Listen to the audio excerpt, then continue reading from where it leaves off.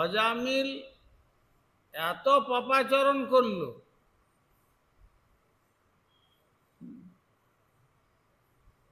তো তখন ভগবান দেখলেন যে এটা ব্রাহ্মণের ঘরে জন্মেছিল, কিন্তু আমার সেবার জন্য পুষ্প তুলসী আদি চয়ন করত, কিন্তু কর্মের ফলটা এত খারাপ হলো, ধর্মপত্নীকে পরিত্যাগ করে শূদ্রাণীতে আসক্ত হলো। আর ব্রাহ্মণের বৃত্তিটা যে সত্য, শৌচ, তপ, দয়াদি যে সমস্ত গুণ, সে সমস্ত গুণ পরিত্যাগ করে চণ্ডালের বা ব্যাধের মতো কার্যকলাপ করতে শুরু করলো। হরিণ শিকার, শূকর শিকার, ব্যাঘ্র শিকার, তারপরে তাদেরকে আহার করা।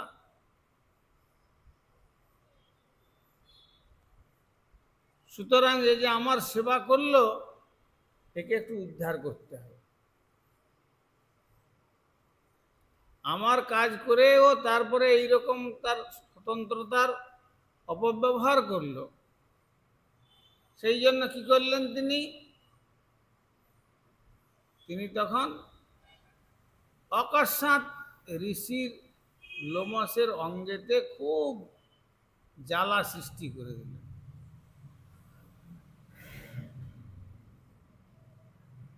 এক এক কার্যে প্রভু করেন কার্য ৫-৭। তারপরে তিনি জানতে পারলেন সাধন প্রভাবে যে যদি কোনো কর্মচণ্ডাল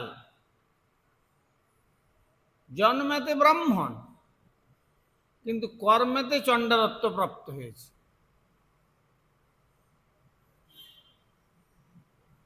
কোন কর্মচণ্ডালের গৃহের যদি একটা অন্ন ভোজন করতে পারেন, তাহলে আপনার এই অঙ্গের তাপ মুহূর্তের মধ্যে নিরাময় হয়ে শীতলতা প্রাপ্ত হবে। দেখুন কোথায় আছেন অজমিল, আর কোথায় রয়েছেন ভগবান, আর কোথায় রয়েছেন ঋষি লোমস, আর কোথায় তার প্রথম জীবনে ভগবানের সেবাতে অজ্ঞানে হোক জ্ঞানে হোক পিতার আদেশে পুষ্প তুলসী চয়ন করে সে তার বাবার কাছে যোগিত ভগবান শ্রীকৃষ্ণের সেবার জন্য। তাহলে দায়িত্বটা কতখানি নিচ্ছেন তিনি আমাদের। বাস ঋষি লোমস খুঁজছেন যে তাহলে কর্মচণ্ডাল কোথায় আছে।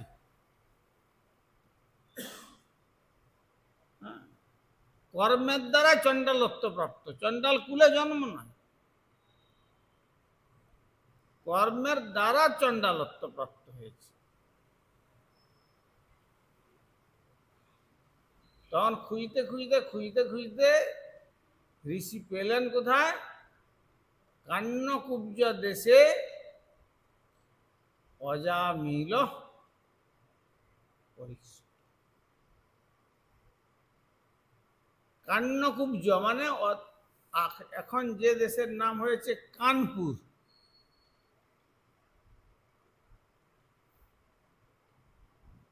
বা কোথাও কোথাও কনৌজকে বলা হয়েছে কান্যকুব্জ। তো সেই দেশে দাসীপতি অজামিল, সেখানে ব্রাহ্মণীর প্রতি বলা হলো না, কিন্তু দাসীপতি অজামিল তিনি কর্মচণ্ডাল। তার বাড়িতে গেলেন, তার সেই দাসী দেখে বলছে, কি সাধু বাবা, কি রাস্তা ভুল করে চলে এসছো? হ্যাঁ, তুমি জানো কোন রাস্তায় এসছো আজ? কি হয়েছে? এই দেখো, কত সাধুর কুমণ্ডলু, কত সাধুর ত্রিশূল, কত সাধুর চিমটে, আর কত সাধুর হাতের বলয়। এই সব আমার স্বামী সাধুদেরকে ছিনতাই করে মেরে সব লুট করে নিয়ে এসে রেখেছে, বুঝেছো তো? আর এ পাশে দেখো, কত বাঘের চামড়া, কত ছাগলের চামড়া, কত শুয়োরের চামড়া, কত হরিণের চামড়া, এই সব কার্যকলাপ। আর যদি জীবনে বেঁচে থাকতে যাও তো শীঘ্রই পালিয়ে যাও এখান থেকে।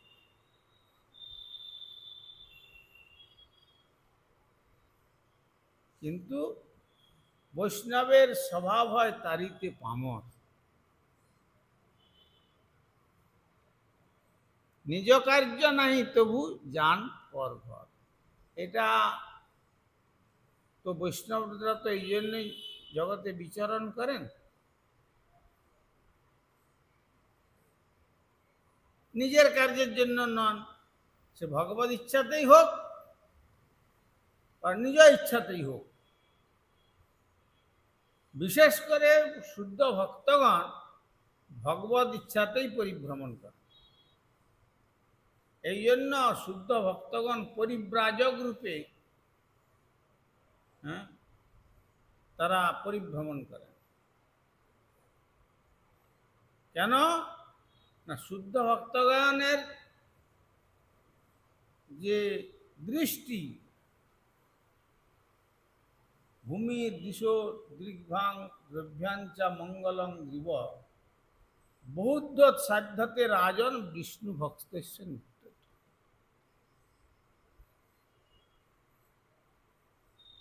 তাদের দৃষ্টি যেদিকে যাবে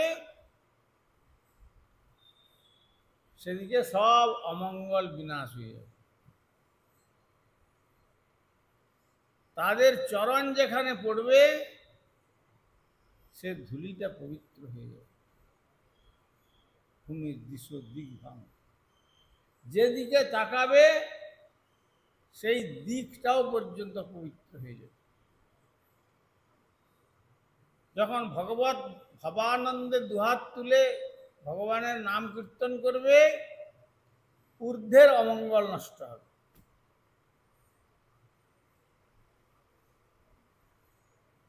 পদ্ভ্যাং ভূমির দিশদ্রিগ্ভাং দ্রব্যাঞ্চ মঙ্গলং জীব বহুদ্ধ সাধ্যতে রাজন বিষ্ণু ভক্তেশ্ব নৃত্যত।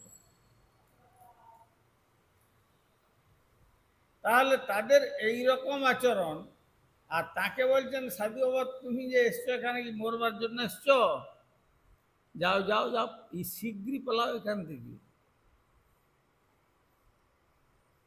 আমার যে স্বামী সে সাধু আর অসাধু কিছু না, সে তোমার যে যা আছে সব কেড়ে নেবে।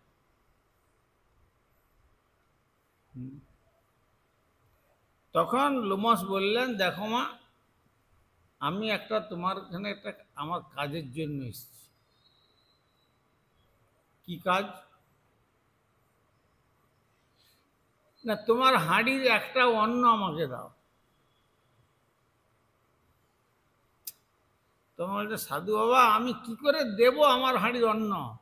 আমরা আমার ছেলেরা আমার স্বামী স্ত্রী মিলে যা রান্না আমরা করি, খাওয়ার পরে যেটা বেশি হয় সেটা যখন পাশে ফেলে দিই, কুকুর শিকার দূরের কথা, একটা পিপিলিকাও পর্যন্ত খায় না। আমরা এত পাপী।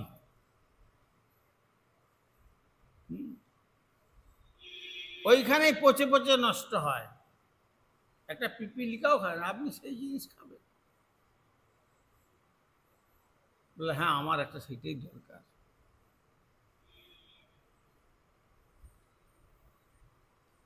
তো তখন একটা অন্ন দিলেন। তো অন্নটা পাওয়ার পরে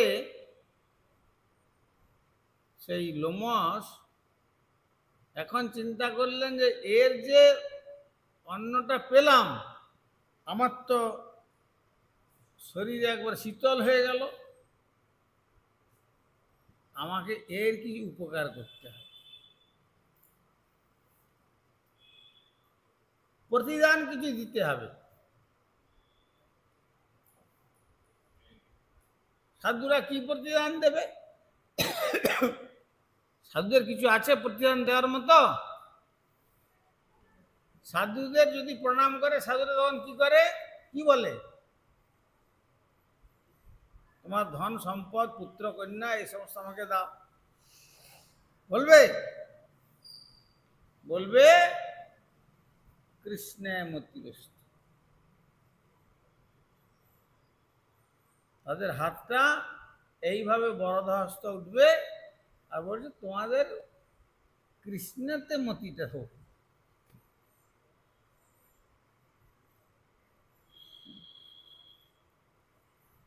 তো তিনি চিন্তা করলেন যে আমি কি দেব, এ তো আমার উপকার করলো, কিন্তু এটা ভগবত প্রেরিত।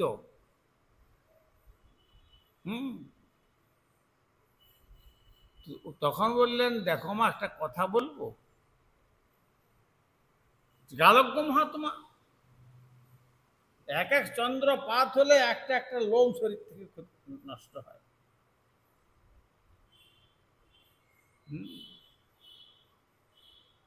সমস্ত লোম যখন নষ্ট হবে তখন তার জীবন, তখন সে এই দেহটাকে রক্ষা করবে। তথাপি তার কোনো গৃহ নাই, পাতার আস্তরণ নিয়ে বসে থাকতে।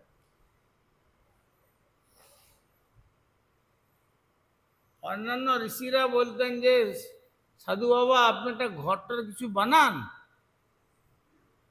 কুটিয়া কিছু বানিয়ে রাখুন, যে আমার আর কদিন বার থাকবো জগতে, এর জন্য আবার কুটিয়া বাঁধবো। তাহলে চিন্তা করা যায় কিরকম সাধু। তিনি বললেন আমার তো উপকার হলো, এর প্রতিদান কি দেব? তখন ত্রিকালজ্ঞ মহাত্মা তিনি ধ্যানস্থ হয়ে জানলেন যে তার গর্ভে একটি সন্তান আছে, যেটি হচ্ছে দশম সন্তান হবে। তার আগে 9টি সন্তান হয়েছে। তো তখন ঋষি বলছেন অত্যন্ত বিনয় করে যে মা একটা কথা বলবো, কথা রাখবে আমার? তাড়াতাড়ি বলুন, বিলম্ব হচ্ছে কিন্তু। যদি আমার স্বামী চলে আসে তাহলে আপনাকে প্রয়োজনে মেরেও সব আপনাকে ছিনিয়ে নেবে। তো কি কথা না, আমি দেখতে পাচ্ছি তোমার গর্ভে একটি পুত্র সন্তান আছে, জন্মালে 9 জনের নামকরণ তোমরা করেছ, অন্ততপক্ষে এই ছেলেটার নাম একটু নারায়ণ দেব। আর ঠিক আছে, ব্যাস বলে চলে গেল। তিনি তার সুস্থ শরীরের লীলা করছেন। স্বামী চণ্ডাল বৃত্তি থেকে ঘরে আসলো, আর কতগুলো হরিণের চামড়া, কতগুলো শুকরের চামড়া, আর শুকরের চামড়ার থলির মধ্যে কতগুলো মাংস, কতগুলো কাঠবিড়ালি মেরেছে, কতগুলো ইঁদুর মেরেছে, কতগুলো শুকর মেরেছে, তাদের চামড়া আর মাংস ঝোলা, এই সমস্ত নিয়ে ঘর ঢুকলো। এসে দেখছে যে আচ্ছা এ তো কত পায়ের চিহ্ন, তো এখানে কেউ এসেছিল বলে মনে হচ্ছে। দাসীকে জিজ্ঞাসা করছে, তখন হ্যাঁ একজন সাধু এসেছিলেন। তো সাধু এখানে এসেছিল? আমার বাড়িতে তো সাধুর আসার কথা নয়। যাচ্ছে সে সাধু কোথায়? সে চলে গেছে। কি বলে গেল, কি জন্য এসছিল, সব কথা বলল। বলছে আমার গর্ভেতে একটা সন্তান আছে, পুত্র সন্তান। বললো যে তুমি জন্মালে ছেলেটার নাম নারায়ণ রেখো, এই কথা বলে গেছে। আচ্ছা ঠিক আছে ঠিক আছে, সাধুর দেওয়ার নামকরণ তো, ঠিক আছে, তাহলে নামকরণ সংস্কারটা আজ থেকেই হয়ে গেল, আমাদের নাম চিন্তা করতে হবে না। আজকালকার যেমন কি হয়, ছেলে মেয়েরা জন্মগ্রহণ করলে সিনেমার যে সমস্ত নাম, আর কত যে মানে বিকট বিকট নাম রাখে, সে শোনার মতো নয়। একদিন আমরা ট্রেনে যাচ্ছি, তার তার মা তার মেয়েটা ডাকছে, ও বান্টি শোন এদিকে আয়। এইটা হাওড়া স্টেশনে।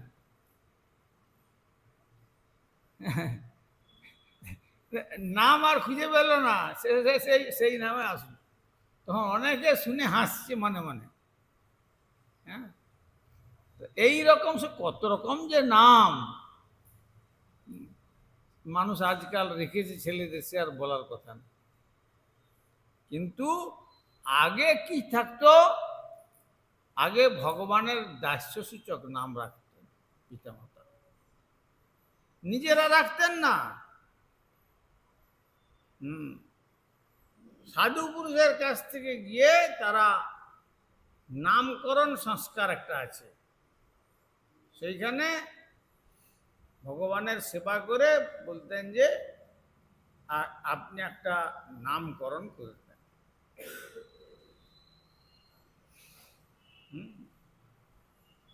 সেই রকম কার নাম হয়তো হরিদাস, কারো নাম হয়তো কৃষ্ণদাস, কারো নাম হয়তো রামদাস, কারো নাম হয়তো বা লক্ষ্মীপতি, এইরকম মানে যেভাবে হোক যেন সাংকেতিক নামাভাসটা হয়ে যায়। ফলটা কি হলো, ছেলে জন্মালো, নারায়ণ নাম রাখলো, আর বাবা মা উঠতে বসতে নারায়ণকে বড় আদর করতো। ছোট ছেলের প্রতি বেশি আদর হয়, হয় প্রথম ছেলের প্রতি আদর হবে, আর তা না হলে সব থেকে ছোট যদি থেকে থাকে তার প্রতি বেশি আদর হবে। কিন্তু বড় ছেলের যখন বড় হয়ে যাবে তখন তার দিকে বেশি আদর থাকে না, ছোট ছেলের প্রতি আদর হয়। তখন ওই ছোট ছেলেকে সব সময় বাবা মা খুব আদর করে, নারায়ণ এদিকে এসো, নারায়ণ এই কার্য করো, নারায়ণ যাও জ্বালন তুলে নিয়ে এসো, ইত্যাদি সব সময়ের জন্য যেভাবে হোক পিতামাতার মুখে নারায়ণ নাম আসছে। কিন্তু ভগবানকে ডাকছে না, পুত্রকে ডাকছে, কিন্তু ভগবানের নামটা স্মরণ হচ্ছে। সাংকেত্যং পরিহাস্যং বা স্তবং হেলনমে বাবা।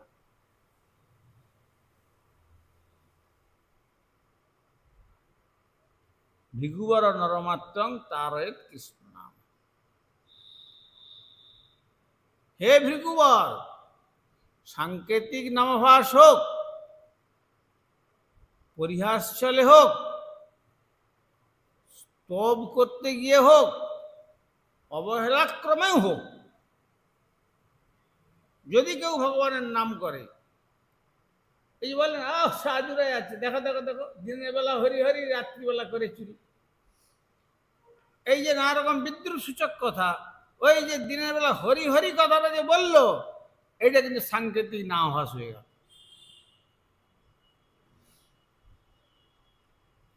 এইভাবে করতে করতে দিন অতিবাহিত হলো, আর তারপরে মৃত্যুর দিন এসে গেল। মৃত্যুর জন্য যমদূতগণ যে কার্য করেছে, যমলোক ছাড়া তার গতি নাই। যমদূত 3 জন এসে গেল, ঊর্ধ্বরমনা, হ্যাঁ সমস্ত বড় বড় দাড়ি, হ্যাঁ, তারপরে গায়ের লোমগুলো যেন একবারে বিয়ের মতো, লৌহকণ্টকের মতো, দন্ত বক্রা, বড় বড় বাঁকা বাঁকা দাঁত, পাশ হস্তা, লৌহের পাশ, দড়ি, লোহার পাশ থাকে না দড়ি। আর এই বিকট রূপ দেখে আর অজামিল যে ওই শয্যায় শুয়েছিল, এইরকম বিকট রূপ তো কখনো দেখে নাই। সে বিকট রূপ দেখিয়ে লোককে, জন্তু জানোয়ারকে মেরেছে। কিন্তু হলোটা কি, সে সে তখন সেই ছেলেটার কথা মনে হলো, আরে নারায়ণ আমাকে রক্ষা করো, নারায়ণ আমাকে রক্ষা করো, নারায়ণ আমাকে রক্ষা করো। এর এই কথা বলছে আর এদিকে প্রস্রাব পায়খানা করে বসে হয়ে বিছানা।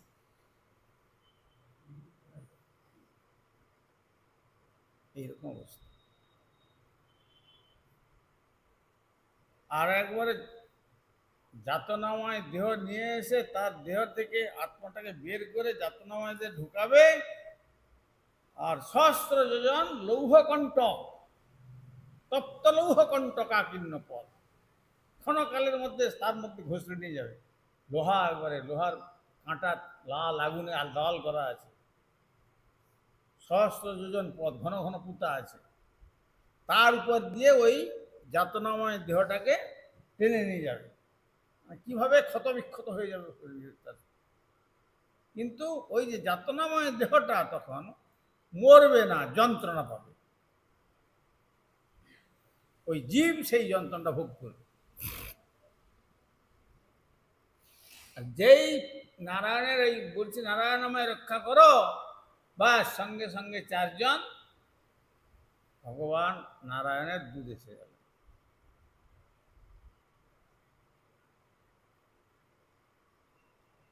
এরা তিনজন কেন? তিনজন হচ্ছে কায় মন বাক্যেতে পাপ হয়। শরীর দিয়ে পাপ হয়, মনে মনে পাপ হয়, বাক্য দিয়েও পাপ হয়। শরীর দিয়ে কেউ খারাপ কাজ করলো, পাপ হলো, কিন্তু শরীরটা দিয়ে কাজ করলো না, কিন্তু মনে মনে পাপের কথা চিন্তা করলো, মনে মনে, তার সঙ্গে কোনো সম্বন্ধ হয়নি, সেটাও পাপ। আর কথার দ্বারা পাপাচরণ করল, এমন কথা বলল যে কথাতে মানে তার জীবনের শেষ মুহূর্ত পর্যন্ত মনে থাকবে। লোকে বলে না বাক্যবান। এমনি বানের আঘাতে যখন শরীর ক্ষতবিক্ষত হয়, সেটা সুস্থ করা যায়, তাকে প্রলেপ দিয়ে চিকিৎসা করে সুস্থ করা যায়। কিন্তু বাক্যরূপী বান, সেই রকম যদি কেউ কথা বলে, মৃত্যুর শেষ পর্যন্ত সে বানের ক্ষত আর কখনো নিরাময় হয় না। এই জন্য তিনজন যমদূত এসেছিল, তুমি কায় মনোবাক্যে যা পাপ করেছ, চলো এবারে তার মজাটা দেখাবো না। আর ওই যে নারায়ণ, হ্যাঁ, জীব সমূহের আশ্রয়। নার শব্দে জল, অয়ন শব্দে আশ্রয়, নার শব্দে জীব, অয়ন শব্দে আশ্রয়, ইত্যাদি অনেক রকম অর্থ আছে। তো সেই সমস্ত জীবসমূহের একমাত্র আশ্রয় দাতা হচ্ছেন ভগবান। কে? তিনি নারায়ণ। সেই জন্য এই চার অক্ষরে চারজন বিষ্ণুদূতগণ এলেন। আর তাদের রূপ কিরকম, এক এক জনের মুখের জ্যোতিতে মনে হয় যেন কোটি কোটি সূর্যের জ্যোতি উদ্ভাসিত হচ্ছে। এরা তাকাতে পারছেন যমদূতগণ। আর চারজন যখন এসে গেলেন তখন এই তোমরা কারা, এইভাবে অন্যায় আচরণ করছো? তখন তারা বলছে আমাদের পরিচয় পরে দেব, আপনারা কারা বলুন। আমরা আমাদের পরিচয় কি বলবো? আমাদের পরিচয় এই অনন্ত বিশ্ব ব্রহ্মাণ্ডের দণ্ডমুণ্ডের শাসনকর্তার মূল মালিক যিনি ধর্মরাজ, তাঁর চর আমরা।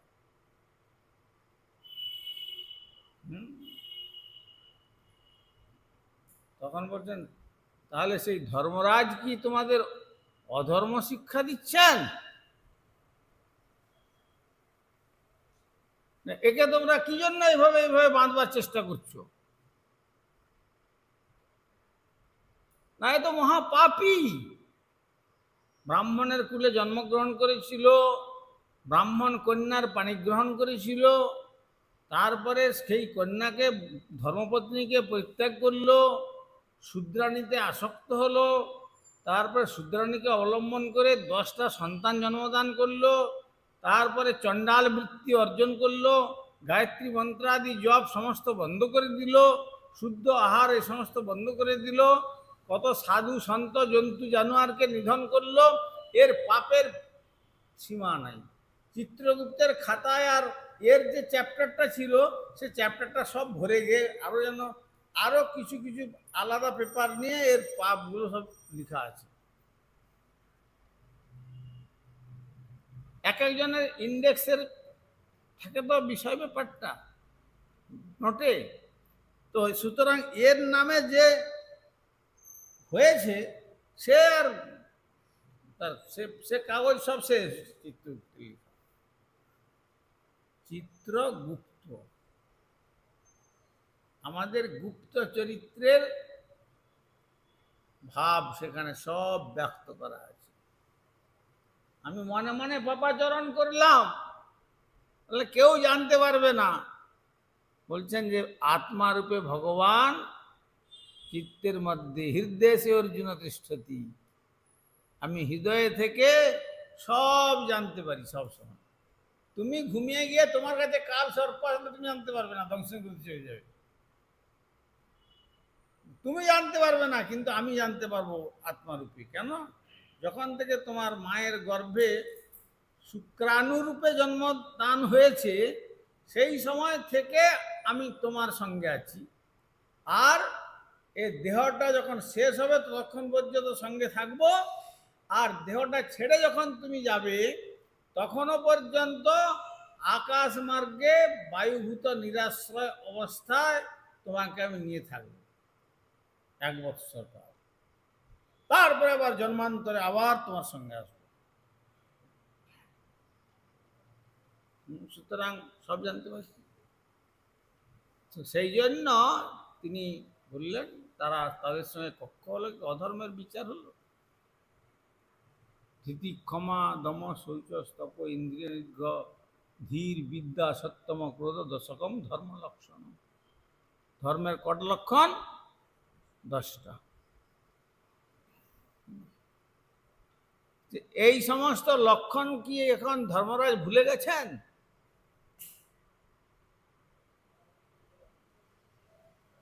তাহলে এইরকম একজন ব্যক্তিকে নিয়ে এসছে, নেওয়ার জন্য আদেশ দিয়েছেন, যাও গিয়ে তোমাদের রাজাকে বলো আমরা বলেছি এরকম বলি। আর তাদের কাছে টিকে উঠতে পারলেন। তখন গিয়ে তারা ফিরে গেলেন। আর ফিরে যাওয়ার পরে ধর্মরাজকে বললেন যে আচ্ছা, আমরা এতদিন পর্যন্ত জানতাম ওই অনন্ত বিশ্বব্রহ্মাণ্ডের শাসনকর্তার দণ্ডমুণ্ডের মালিক একমাত্র আপনি। আমাদের গর্ব ছিল যে আপনার উপর আপনার সেবক আমরা, কিন্তু আজ আমাদের গর্বটা চূর্ণ হয়ে গেছে। আজ দেখলাম আপনার উপরে কি কেউ আছেন? কেন, কি হয়েছে? না, এইরকম ঘটনা সব বলল। যখন ঘটনা বললাম তখন ধর্মরাজ বলে সর্বনাশ করেছ। আরে তারা যারা এসেছিলেন তারা আমার প্রভুর সেবক, আমি যার নিত্য আরাধনা করি, যিনি আমাকে এই পোস্টে নিয়োগ করেছেন, হ্যাঁ, তার সেবকদের সঙ্গে তোমরা তর্ক বিতর্ক করেছ।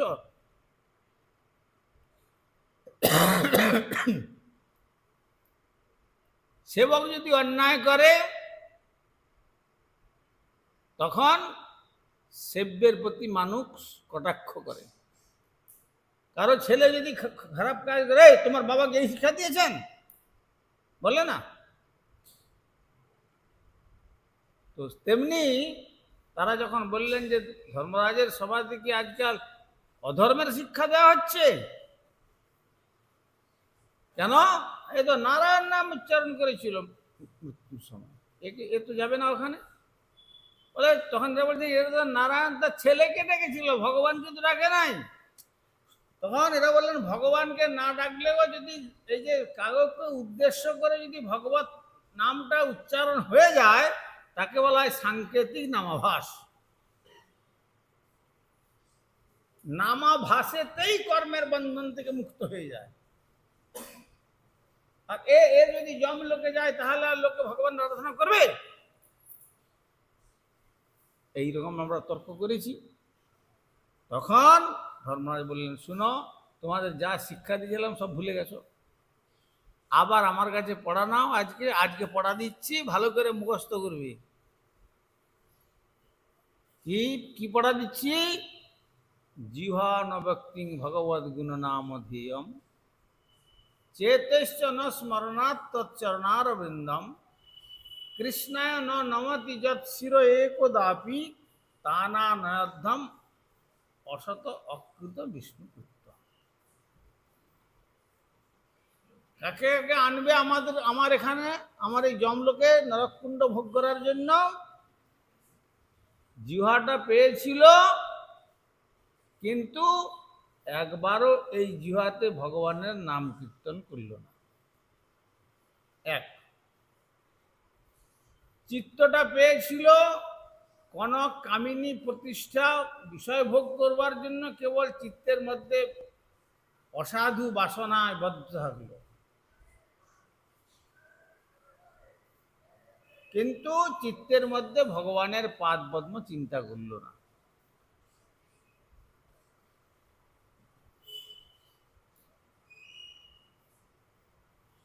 জিহ্বা ন ব্যক্তিং ভগবদ গুণনাম ধ্যেয়ম চেতেশ্চ ন স্মরণাৎ তচ্চরণার বৃন্দম।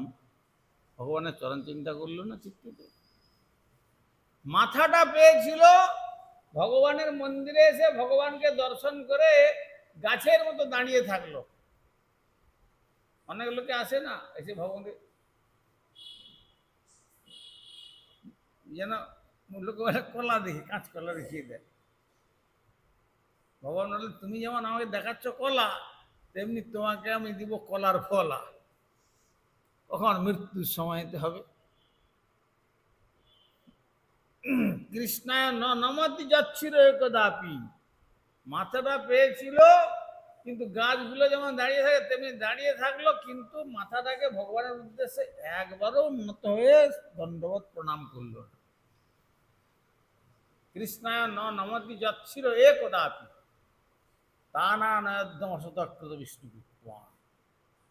সেই অসৎগুলোকে আমার এখানে নিয়ে আসবে।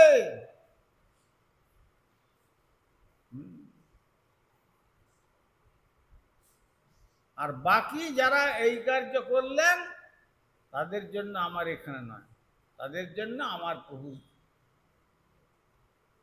প্রভুর রাজ্যে যাবেন তারা। ব্যাস এই কথা ধর্মরায় শিক্ষা দিলেন। তারপরে এই সংলাপ শ্রবণ করে তারপর যখন বিষ্ণুদূতগণ চলে গেলেন, তারপরেও তখন অজামিলের ওইখানে সাধুসঙ্গ হলো। এইখানে সাধুসঙ্গ নয়, সাধুসঙ্গ হয়ে গেছে তার লোমসের যখন সেই সন্তানের নাম করে, তখন ব্যতিরেক মুখে সাধুসঙ্গ হয়েছিল। এখন সাক্ষাৎ সাধুসঙ্গ তার হলো ফলটা। তারপরে হরিদ্বারে গিয়ে 2 বৎসর ভগবান শ্রীহরির আরাধনা করলেন। আরাধনার পরে আবার সেই বিষ্ণুদূতগণ নিলেন, সুবর্ণ বিমানে করে নিয়ে গোলক বৃন্দাবনে ভগবত ধামে। তাহলে ভগবান এতগুলো কথা আমি কি জন্য বললাম? ভগবান এত কৃপাময় কৃষ্ণ যে অতি মহাপাপীও যদি কৃষ্ণ বলে, ব্যাস তাকে তার কর্মফল থেকে ধীরে ধীরে ধীরে ধীরে যেভাবেই হোক মুক্ত করে তার পাদ পদ্মে তুলে নেন। আর